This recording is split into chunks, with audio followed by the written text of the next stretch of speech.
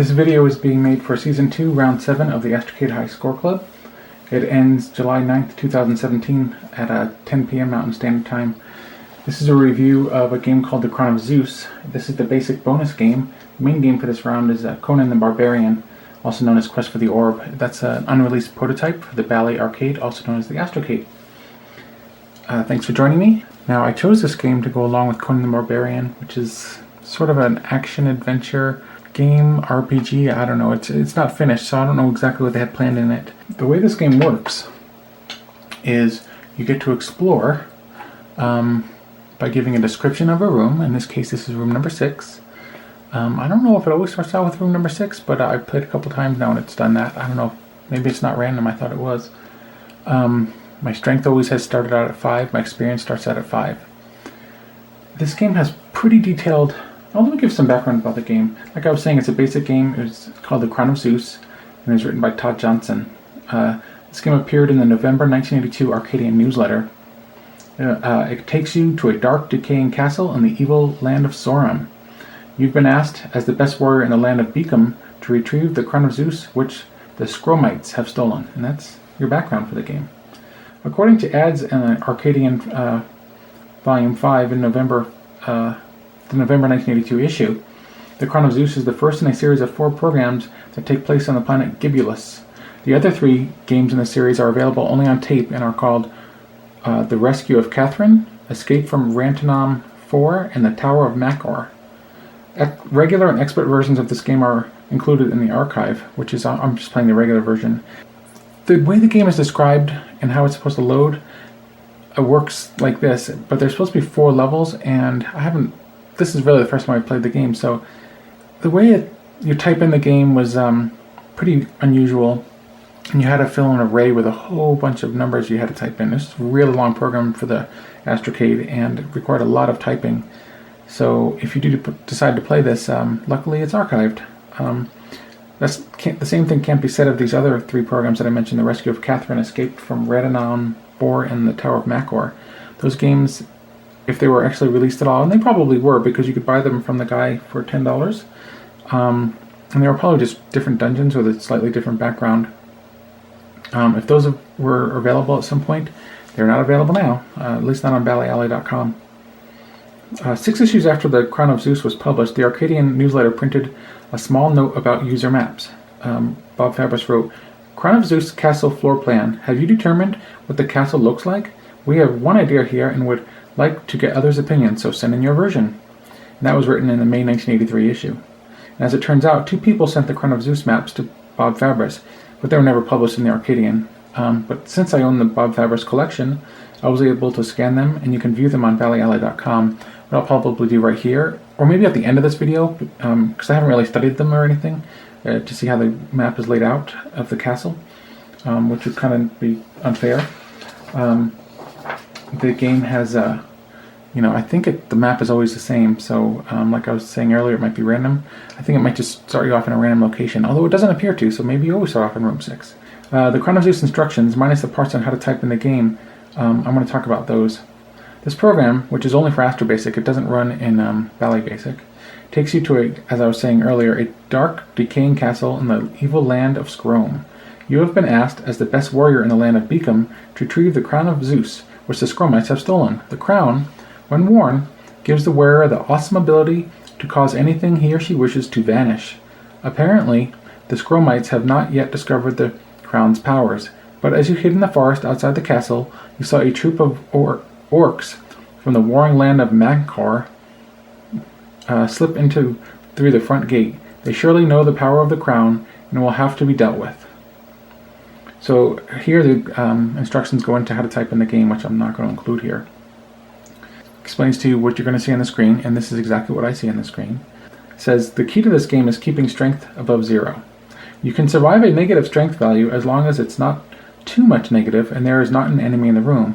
But generally, a negative strength value means you're dead. Strength can be increased to its maximum by resting. Finding a magic sword in the castle will also increase your strength and increase your maximum strength too. The number after enemy is a code number which tells you which enemy from the enemy list is in the room. And the exits leads tells you which directions, north, south, east, west, up, or down, you can go. An action prompts you to enter the number code for the action you wish to take. So for example, it doesn't say this here, but I'm going to tell you kind of how this works. I'm going to go in order. The room is obviously room 6. When I map this, I map it like I map Invacom games. So I draw a square and I connect the rooms with lines. The monsters, there's 30 of them? Well, technically, yeah, there's 30 monsters, and if there's a 0 like there is here, then there's no monster in the room. I'm going to give you some examples of the monsters you can encounter. You can encounter orcs, killer bees. I'm not going to go through them all. A black knight, a viper, 4 different kinds of dragons, and they just vary by size. A cyclops, a 5-headed hydra, and the biggest one, which is probably your main boss, I would guess, is called the Demon King. Your actions that you can do is you can fight, you can leave the room, and you can rest, which I think helps you recover some strength. If you want to choose an action, you have to type 1 for fight, 2 for leave room, and 3 for rest. Alright, so treasures, which you can get a 1, which is a magic sword, and it detects traps. 2, which is a magic... 1 is a magic wand, which detects traps. 2 is a magic sword, which increases your strength. And 3 is the magic helmet, which increases your experience. And if you see treasure number 90, then you've gotten the crown. All other numbers refer to gold pieces. The traps. There's 1 through 6 of them, and the first one is a needle shoots at you. 2, small rocks fall on you. 3, a pit opens beneath you. 4, poisonous gas fills the room. 5, crossbow bolt hits you. 6, you receive electrical shock from treasure. And the Crown of Zeus is the first in a series of programs that takes place on the planet Gibulos, as I was saying. The other ones, which I mentioned, are actually described. The first one, the rescue of Catherine. After you went to save the crown, the Scromites become angry with you and have kidnapped Catherine, the princess of Beekum, hoping that you will be sent to save her. They've set some traps, so watch out! The next one in the series is called Escape from Rananom 4. You've been captured by mechanical aliens who have come to Gibulos for unknown reasons. You must escape and warn the leaders of Beekum. And finally, the Tower of Machor. The orcs are after you again in this one with 8 levels, not just 4. You must destroy the alien computer which has been leading the orcs in their quest for domination of Gibulos. You can get these 3, quote, great programs on 1 cassette tape with complete descriptions and instructions for the low, low price of $10. To add these programs to your Gibulos series collection, you can send a money order for $10 to Todd Johnson, and he provided his address, which I'm not going to do here because it's not available anymore. There's some bonus points that you could earn for playing these games during the round. If you play this game, the Crown of Zeus, you get a bonus point. If you get the crown in the game, you get a bonus point. And if you make a video review, which is what I'm doing, although I usually post these late and I don't end up getting a bonus point, then you'd also get a bonus point. I chose this because it kind of goes along with the theme of Conan. It also sounded, now from the description, also reminds me of the Ultima series. And I'm going to be mapping this game as I play it. So, and I'll show a map of what I've made, and we'll see what happens. Oh, I guess I kind of have to... This game isn't going to be very exciting to look at. You're just going to see this over and over. So I'll try to describe what I see on the screen as I compare it with the instructions here, which is, a fair way to do it. If you type in this game, it's pretty...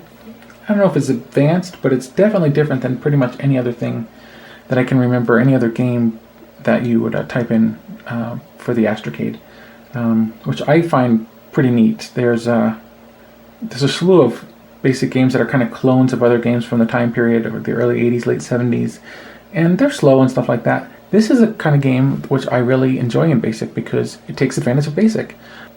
You don't have to worry about how fast the game reacts to you because you're waiting, you're thinking, you're mapping, you're looking up instructions in the manual, or excuse me, it's not really a manual, but in the directions. Like for instance, there's no enemy here, but if let's say it was enemy number 9, I'd be facing a black knight. And so what we're going to do is there's going to be sort of pauses while I play this game, but I will do my best to keep it interesting. First thing I'm going to do is I'm going to draw what this room is. This is room number 6. I've got some graph paper in front of me. I'm drawing a 6. I'm not going to show you this, but I will show you this when I'm done with it. I'm writing in number 6 in the square. I'm drawing an exit. And by the way, this looks like the exits lead southeast, but that there are no 4 directions plus up and down. You can't go southeast or northeast. So when I was first playing this game, before I started the video, I tried typing southeast and it just went south. And I was like, what? And then I realized they just don't put or there's no spaces between the directions, which is kind of unusual, but hey, that's the way it is. So I've got number 6, and I'm putting directions here on my map, and I'm going to choose a direction of south. So turn an S on the Astrocade is green, so it doesn't look too green, but it is.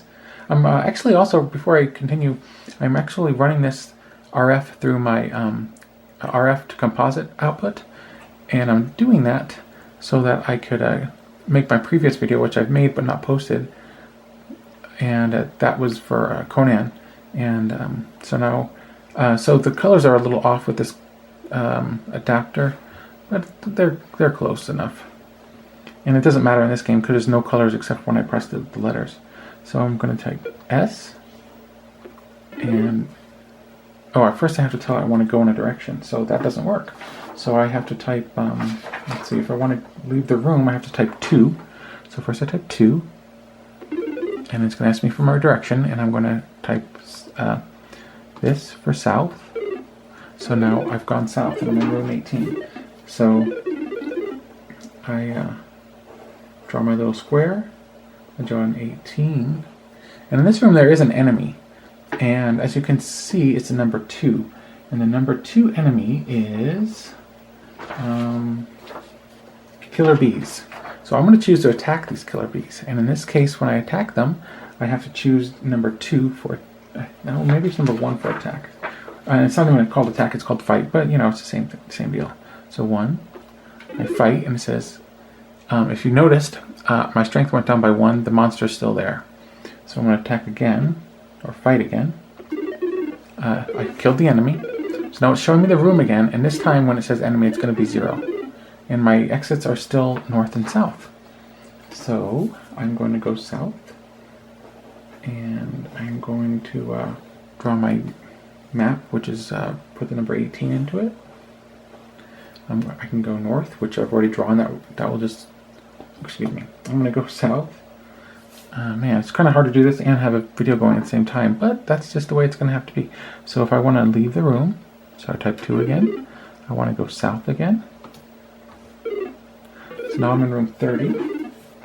Probably going to end up running out of graph paper here. Now I have 3 exits. I can go south, east, and north. And for my map, I already know if I go north, I go back into room 18.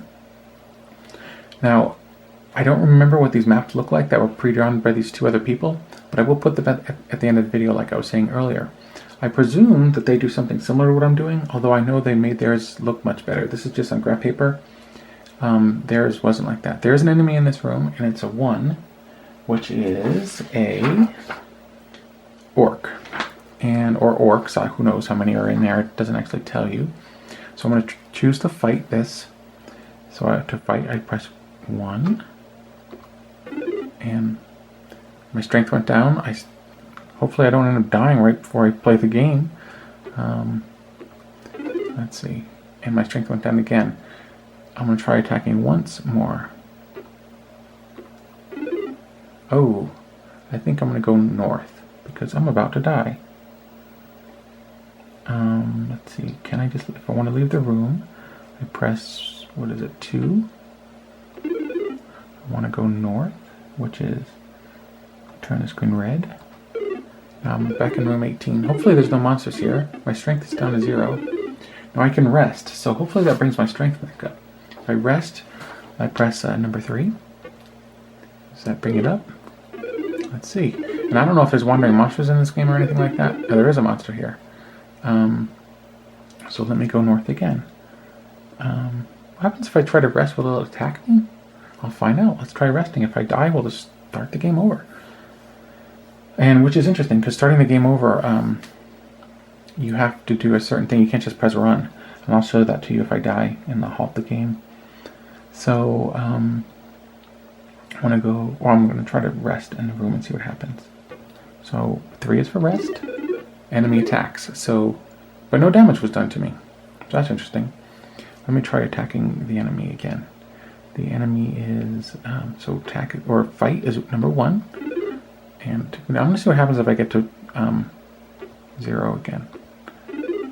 And I still haven't destroyed it, but it didn't hurt me, it doesn't seem like. Enemy killed. Okay, so I'm still in the room. Hopefully, and I've got more experience. I don't know if that does anything for me. I'm going to rest again. So rest is 3. I'm going to rest again. Again. Let's see if I can get it back up to 5. What's interesting is this game looks really simple, and it is really simple. But it does, if anyone who's watching this video owned a home computer in the early 80s, and this, like, what did I say this was, 1982? My first home computer I got in about 83, 84, and it was a Commodore 64, and my first games were basic typing games. And in fact, technically my first programs were in the Commodore 64 user manual. And I was introduced to games, there weren't any games in there, but there were simple programs you could type in. One of them put a sprite on the screen that had a C on it for Commodore, and it would move it around the screen. Very simple. Another, I think a small type-in was called Giotto that was in there by Jim Butterfield. And they were just example programs. In the disk drive manual, there were short programs you could get. In fact, the disk drive, which was never provided for the Astrocade, so everything was loaded from tape, and I thankfully on the Commodore 64 started out with a disk drive. As slow as it was still faster than a tape. This may seem like a simple game, and like I said, it is, but you're using, obviously you're using your imagination, but when you start playing it and you're mapping it and you're checking your wounds go down, you get wounds, so your strength goes down, you gain experience, and I don't know if you go up in levels in this game. If you find the sword, you win, or if you find the crown, you win the game. And in fact, if I find the crown, I'll get a bonus point. So, the game came out 35 years ago, and I can still get a small thrill from playing it by getting a bonus point, playing the game and winning it. Watching this is probably not too exciting. So hopefully, what I'm saying here lends a little to this game. So from here, this is only the second room I entered, but if I go south, I know I'll be back in room 30. And we'll see if the orcs are still there, or if it's just random. I don't even know. This is really the first time I've invested any time into this game. So I'm going to go south. So my action is to leave the room. Which direction do I want to go? I want to go south. So I'll choose south. I'm now in room 30. My strength is still 5. There's still the enemy there. So I'm going to fight him, see if I can't get him this time. Enemy, I got him the first time. Get treasure? Oh, excellent. So I'm going to say, why would I say no? So yes, I want the treasure. Treasure is 10. So that means I got 10, what did it call it? 10 gold pieces. I've been playing the Temple of Apshai recently, and if you're familiar with that game it uses actually silver pieces, but this game uses the more familiar gold pieces, which if you've played D&D, Dungeons and Dragons, that is, then you'll be more familiar with that. In fact, if you like the Temple of Apshai, this game, even though there's no graphics in it, reminds me very much of the Temple of Apshai. In the Atari Age forums, I've been creating maps for the original Temple of Apshai game. I'm playing the original games, but I'm playing them through the 1985 release of the Temple of Apshai trilogy for the Atari 8-bit computer. I'm playing it under emulation so I can map them. And if you're interested, you can look these maps up in the Atari Age forums. And I've mapped the first all 4 levels in the Temple of Apshai, and the 4 levels in the upper reaches of Apshai, and I've mapped the first 3 levels in the Curse of Ra, which are one's a Sphinx, one's a pyramid, and one's like it's called the Well of Forever. I'm getting off topic. This is on the Astrocade, but mapping that game and mapping this game, I'm doing it in a similar manner. I'm doing this from the description from the screen. So I'm in room 30. Now I have 3 exits. One of them would just bring me back to a room I've been in already. So let's try going somewhere new. If we head east,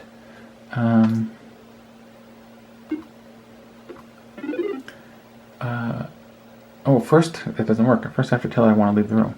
So I'm leaving the room. I want to go east. I'm in room 31 now. And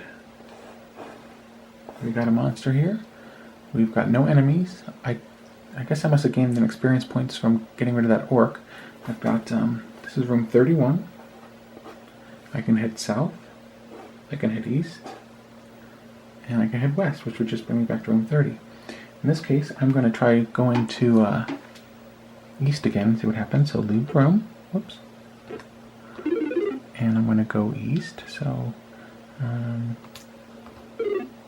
in room 32, which makes a lot of sense. Enemy. What's enemy 14?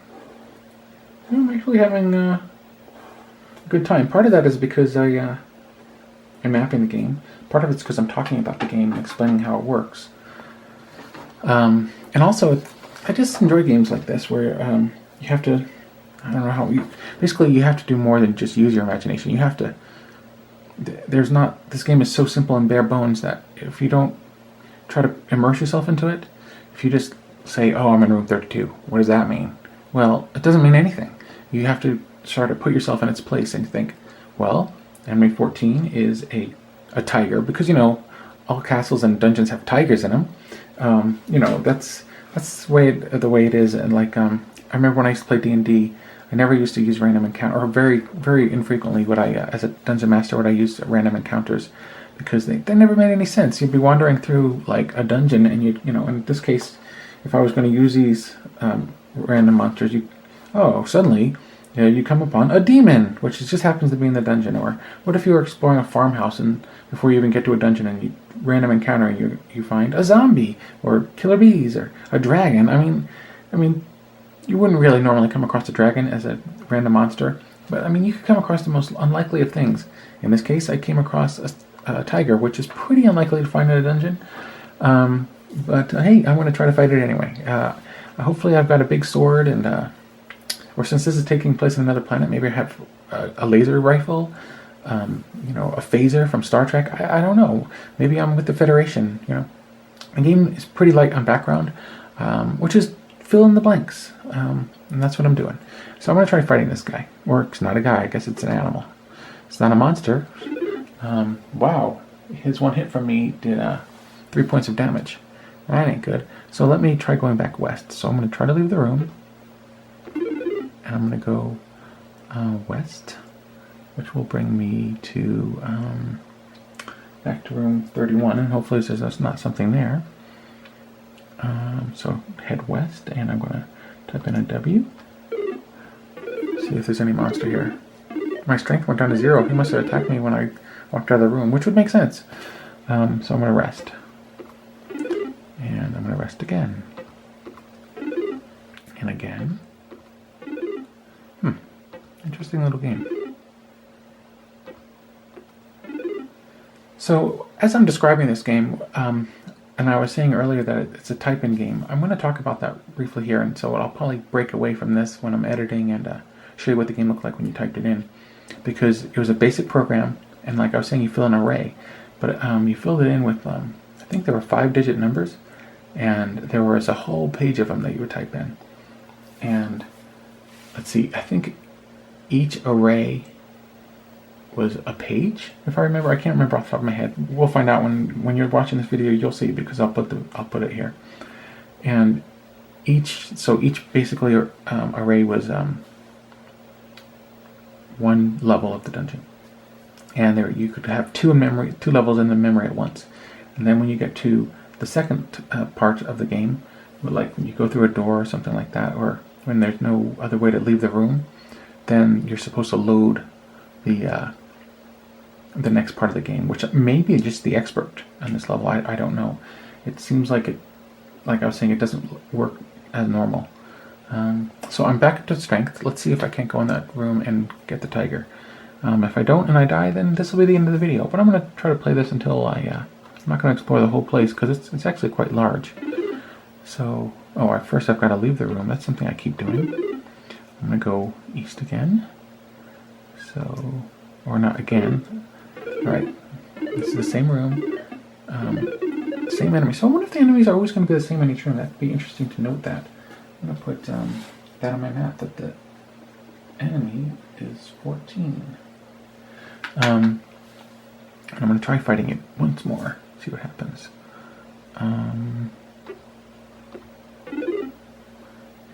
took 2 points of damage to me that time. I'll try. Hey, if I die, I die. That's the way it goes. -1. I've been killed. So you got to see how it works. I'm sorry if it looks boring as anything to you. Hey, it can't be helped. That's the way the game looks. It's kind of fun to play though. If you're into exploring games, and if you're into RPGs or anything like that, this can't really be considered an RPG. Maybe in its most bare bones manner. I don't know. But the way to play this game again is very strange. If you die, if I want to play again, I have to type in R equals R. So it'd probably be faster for me just to load it again, but I'm not gonna. So R equals R minus 24, and I'm not sure what that means exactly, but I'm taking I don't know. We'll find out. And then run. And I'm in room 26. My strength is -1. Wow. So I guess that's not the way you do it if you start over. That's if you halt the game and want to play later. So maybe I should just halt the game and press run. Let's see what happens. No, I'm in room 26. Wow, that's rough. I noticed that the access lead new, which is what I thought it said for a second, but it's north, east, and west.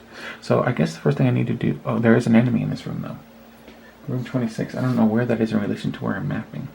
The enemy is a 5, which is a ghost. Am I just going to die again if I attack it? Let's see. I've been killed, which I expected. So let's try running it again. I'm in room 26. Wow, my strength. Let's see if I try to rest. What happens? Enemy attacks. -10. I've been killed again. Wow, this game has no sympathy. In that way, it reminds me of a very early role-playing game. But let's see. So -10 strength again. I don't know how to renew any of this. So what I'm going to do is I'm going to halt the game. And we'll play it once more. And now I'm playing the expert version, so we'll see if it's a lot harder. Enemy on the expert version here is 26. And of course I say I don't need the flashlight, but I kind of do. But enemy 26 is an orange blob. Maybe you got that idea from the movie with Steve McQueen, which I've never actually seen. But I'm going to attack it. Maybe it's harder to attack. Let's check it out. I've been killed. So yes, that is the expert level of the game. It did, 12 points of damage to me? That's rough. Man, I'll tell you, Todd Johnson, you were not messing around when you made the expert version. Well, I think that's about it. I hope you enjoyed checking it out. Stay tuned if you want to see what the listing looks like from the manual, or if not the manual, from the Arcadian. I'm glad I played this. I don't think I'll be getting the crown anytime soon, but I will be.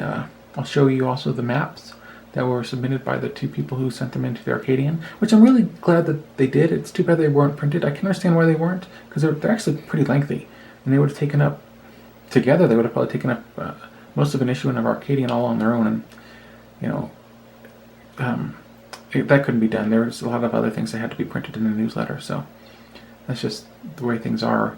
When you have limited space, most of the newsletters are 10 pages. Some of them, like they would use, I think Bob Fabris used to have a double issue of the Arcadian that was like about, what was it, sometimes 20 pages when it was like for, because I think he published 11 issues a year.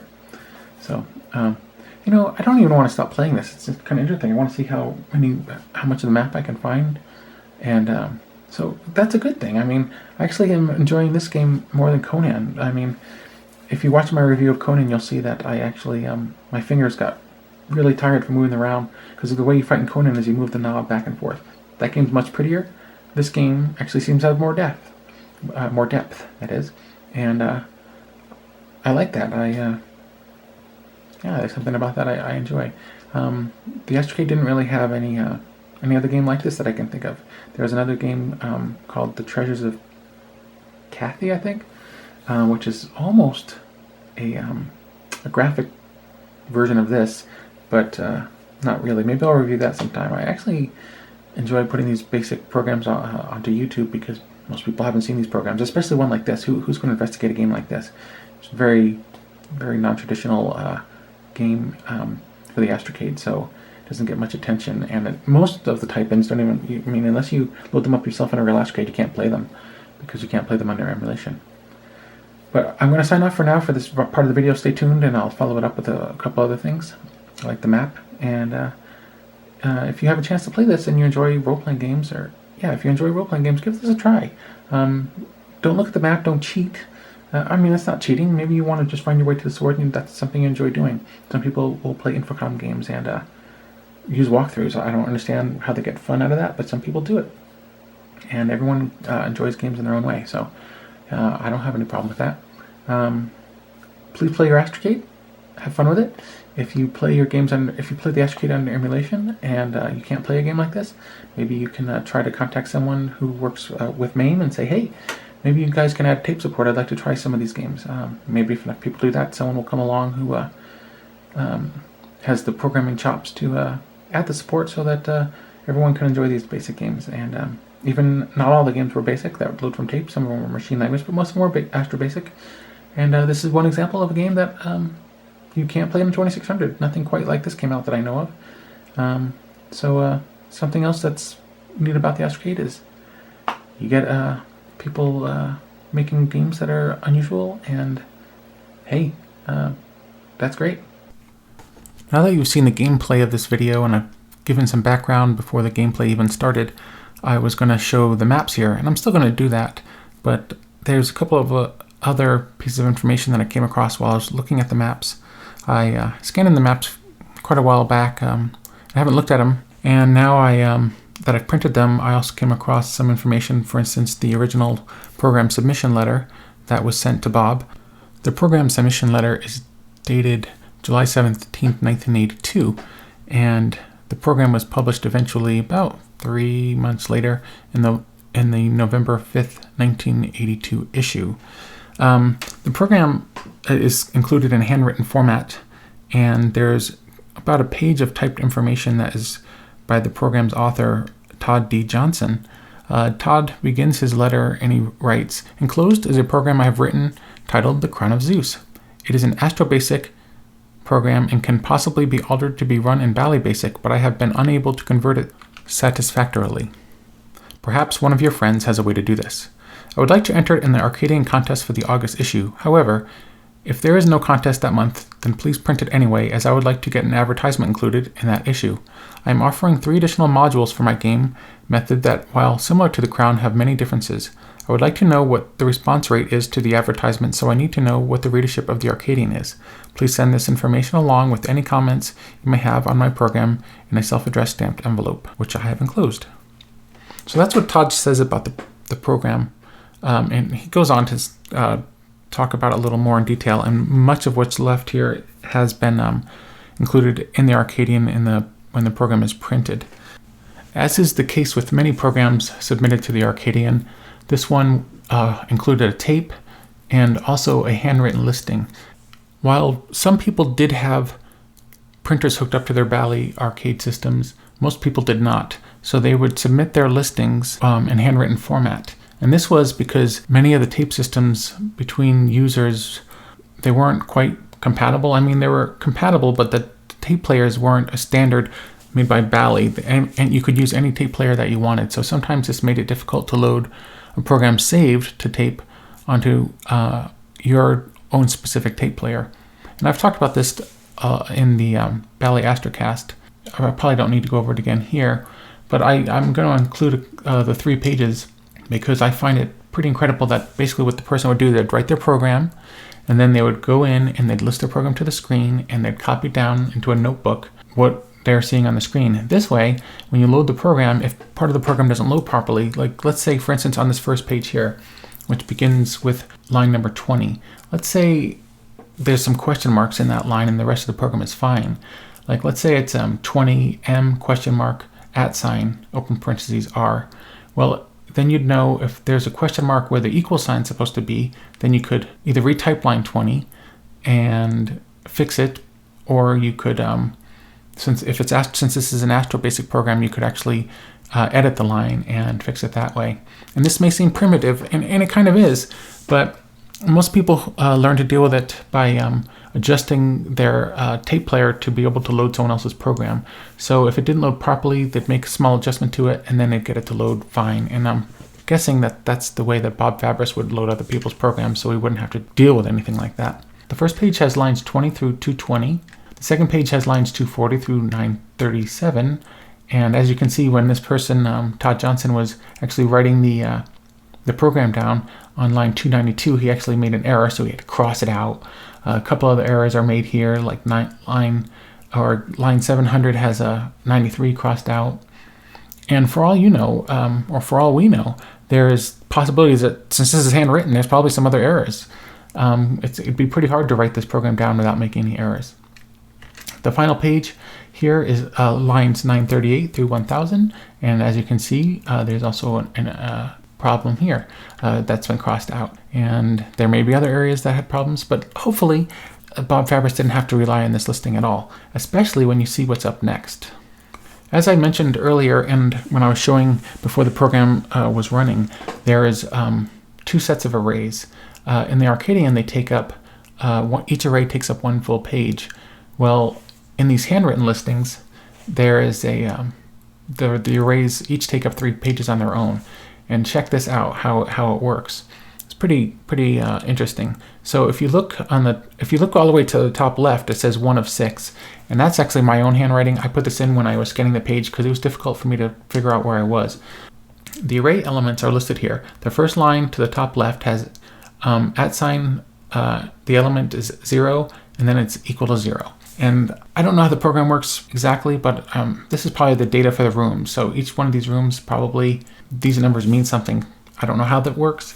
I could probably figure it out if I went through the program's code, but I'm not really that interested. It's fun to play the program. And if this was a program like maybe a Wavemakers program or something like that, it might be interesting to figure out how the code works, because Wavemakers was a company that was able to pull off some pretty neat things using just BASIC and sometimes I think some machine language programs like character display, but this program won't be using anything like that, so I wouldn't really be interested in figuring out the way it functions. But rather than on this first page of levels 1 and 2, you can see he doesn't list every single element. So starting after element 2, he says etc. And then it goes down, so I'm assuming that there's going to be 31 elements here. And then on the next column, there's the beginning of element 32 all the way down to etc. And then when we go on to the next page, you've got element 64, and then on the left-hand column and on the right-hand column, we have element 96. On the third page, we have element 128, and on the left-hand side and on the right-hand side, we have element 160. Now we have the fourth page of the array, and the fourth page contains levels 3 and 4. Here we have the same setup. We have elements 0 through 31 on the left-hand side, and 32 through, I guess, 63 on the right-hand side. On the next page, on page 5, we have element 64, and so on and so on. And finally, we have the last page here, and it goes up to the last element, which looks to be, if I can read this writing correctly, element 191. And that is it. I'm probably not going to include here, but there's a final short note written on a small piece of paper by Todd, and it basically says, this cassette contains 4 complete copies of the Crown of Zeus, with the tape counter locations of each part of the game listed on side A. Now there might be a tape of this program out there that's been scanned in. I'm not sure. I'm guessing that there probably is, because the person who archived this program would have been Paul Thacker, and he's really consistent about scanning in the tapes. So I might be able to find that, but if I do, maybe I'll make a note about it, but it's probably not here, so I probably didn't find it. If you don't have experience with the old shoebox type tape recorders, the way they worked was they would have an analog counter on the side, and they would slowly turn and as the tape fed through the tape recorder, and this would be how someone could record their space on the program, or how the program was stored on the tape. If you were to, let's say the tape was written, the Crown of Zeus and then it had a 100 next to it. That would mean if you were to rewind to the beginning of the tape and then fast forward to when the counter says 100, then you'd know that the beginning of the program was there. And if Todd stored the program 4 times, and let's say, for instance, I'm not sure exactly where he stored them, but maybe at locations 100, 150, 200, and 250 would be the 4 separate programs. And this would be done so that at least hopefully one of them would work and load properly. I have one more piece of information that I found while doing research for this video that I think is interesting. It's a letter that was written by Brian Hildebrand to the Arcadian, and it includes a program that he wrote called Sword Fight, which was eventually printed. It also includes a few words of praise about the Crown of Zeus. There's an undated letter, so it was written sometime between November and March 1983, because Brian had a chance to type in the Crown of Zeus, and his program was published in the March Arcadian. And within those 5 months, he wrote this letter to Bob Fabris. And I'm not going to read the whole letter, but I'm going to read at least the second paragraph where he talks about the Crown of Zeus. He says, Todd Johnson did very well with his Maze and Monster series, like the Crown of Zeus. The games are done well. You have to really think instead of all the slap-bang games that are out, like my game. Maybe in time I could do as well. I will say that I had some problems at first because of his recorder, but I sent the tape back to him and he promptly made good on it. So what this means is that Brian actually bought the Crown of Zeus series. So he either typed in the first game or he got it on tape from Todd Johnson. So he bought the tape for $10 that included the 3 other programs. So someone somewhere, if it hasn't been thrown away, has at least that tape. It'd be cool to have it archived. I would, since I was saying I actually enjoy the Crown of Zeus more than Conan, I wouldn't mind playing through the Crown of Zeus, especially now that I've looked at the maps and printed them out. I'm going to actually bring up Sword Fight just a tiny bit here. The game has swords in it, so it's worth talking about. Conan has swords. This game has swords. The reason I'm bringing it up is because he types in his original listing here. I'm going to list it right here, or I'm going to show it right here so you can check it out. And Bob Fabris put a comment that Bally Basic doesn't understand the line 130. And so I compared 130 in the type listing against 130 in the printed listing in the Arcadian, and there's a small difference. And the difference is that there is an error in the type listing. This is what I was talking about earlier when I was saying that the version of the Crown of Zeus that had the arrays and the basic program handwritten, I mean, there's so many errors that you can put into the program, and a program needs to be exactly right. I mean, if you introduce, in this case, the error is something that's very simple. If you examine line 130, you'll find that there is a semicolon introduced when there shouldn't be one, and that is used to take statements and separate them. And in this case, in the type listing, he put a semicolon where it's not supposed to be, but in his actual listing of the program on the tape, if the one was included, it didn't have that, and so it worked properly. So as an aside, there are a couple comments about Sword Fight, and I'm only including them here because, I've never even played Sword Fight before, but it's interesting to see what it is said about the program. Sword Fight is a first program by Brian, and is included herein to give the game makers the germ for a new game. This would actually be a subroutine where one needed a swinging arm sword and readout if a touch was made. And I think that's interesting because Conan would be a game that would use something like this, and if there was a graphical version of the Crown of Zeus, it would have to use a routine like that. Now we finally get to the meat of the matter. Our first map. This letter was sent to Bob Fabris of the Arcadian on April 20th, 1983. It's from a man named Edward Mahoney. And I'm going to read the first 2 paragraphs. The second paragraph, he talks about the Crown of Zeus, but the first paragraph is interesting in a general manner. I started receiving your newsletter in February 1983, and I've enjoyed it very much. I purchased all back issues, and it was worth the money. I must congratulate you and the other early owners of the Bally computer for learning how the machine works and then providing documentation in the newsletter for others to experiment with. I'm looking forward to your machine language programs that utilize machine language and the basic program, or machine language programs that are 100% machine language. The reason I'm writing is to share with you the attached drawings of what I think the castle in the Crown of Zeus by Todd Johnson looks like. I would like to know if anyone has written this program to produce graphics on the screen for the movement from room to room. I think this would be a great program to see with graphic displays. Perhaps some of those great programmers that write in the Arcadian can publish game graphics for this program. Now, I do believe that Edward is right. This program would make a pretty good conversion to something with some simple graphics. Although, in its own manner, I like it the way it is. It works. Here's the first picture that was drawn by Mr. Mahoney. It is a cross-section of the castle in the Crown of Zeus. I really like this. There's got some trees. It shows you that you enter the castle into room number 6, which, as you saw when I played the game, that's exactly the room I started off in. It shows stairs that lead up and down, and from what room to what room on the different levels that these stairs will take you to. It also shows that the crown is in room 32. I love how he puts the little flag that's waving at the top of the castle, and it says Zeus.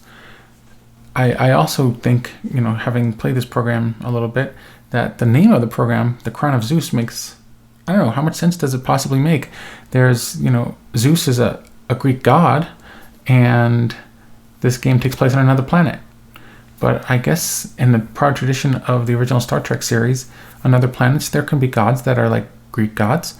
So there's nothing unusual about that in science fiction or fantasy, I guess, for that matter. Keep this map in mind as we go through the 4 levels together. Here's the map to level 1, and he has a legend on here, and it explains what each of the parts of the room mean. So let's use room number 6 as an example. That is in the northwest corner. That's the room we enter. So if you think back to the first map I showed you, that's the side view. When you get into the castle, that's the first one. Now you'll notice that this map is made up of 6 across by 4 down. Sure, there's one missing sort of in the middle on the bottom row, but all 6 maps are approximately the same in this regard. In this room, it tells you if there's an enemy. Or in this legend, it tells you if there's an enemy. So on the top left of room 6, it says 0, so there's no enemy. It tells you if there's a trap, which there isn't. It tells you if there's a treasure, and there isn't. And then it tells you if you can rest here, I guess, or go upstairs or downstairs. So, this is handy. It tells you good areas you can rest in. Now, if you remember when I was playing this game, I went down, and then I was in room 18, then I was down one more time, I went to room 30, and then I went into room 31. And let's see, in one of these rooms I encountered a tiger.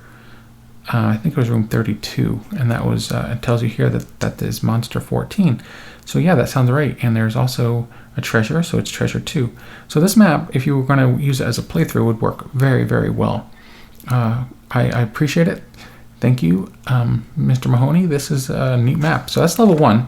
We are now on to map 2. Something I don't quite understand is how, when you get to a certain area of the map and you can't go up or down anymore, and there's no exits, how you are able to realize that. I never did encounter that in the game.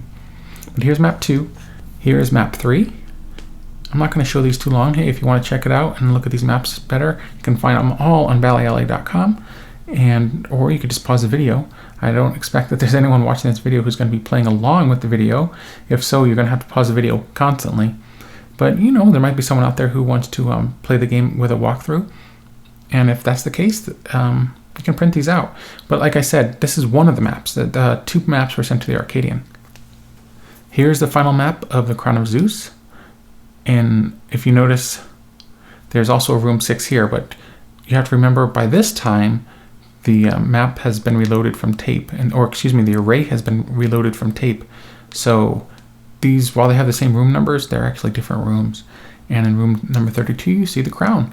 It's a crude little drawing of it, but I like it. And you also can see that the treasure is 90, and that is the crown. Now, once you get the crown, I don't know if the game ends or not. If anyone actually ends up playing this game, leave some feedback below, and I'd like to know. That is the first map that Bob Fabris received from any users.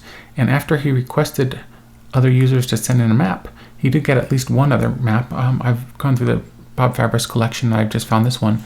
This one is dated July 9th, 1983, and it was sent in by Kent Brendan. He says, Crown of Zeus. The graph paper enclosed contains the floor plans. Each level is labeled, each room is numbered with its exits shown. The set of lines that extends from one room to another indicate a passageway from one room to another. If the set of lines don't go into another room, as in with room 13, level 3, this indicates that you can leave the room, but once out of that room, you can't re-enter that room. Todd Johnson says that the program should be entered exactly as shown. The string information takes up 384 bytes, 2 bytes times 192 strings. Size 384 gave me an answer of more than 100 bytes. With that much free memory, I thought the program could be made to run more on its own. And the reason he says the program could be used to run more on its own is because it's very manual. You have to, once you finish the first and second level, you have to stop the program, load in the second array that has the level data for rooms 3 and 4.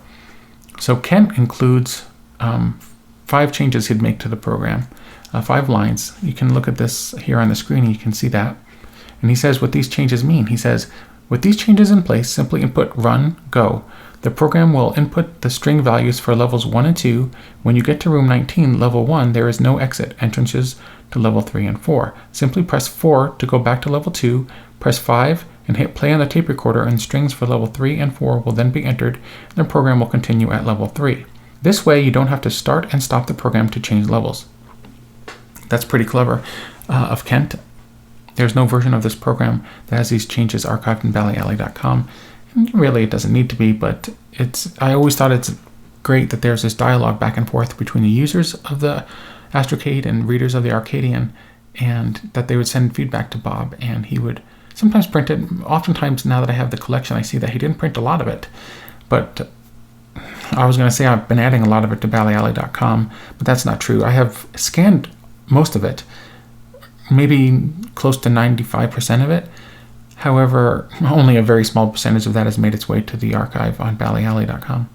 Let's examine the maps.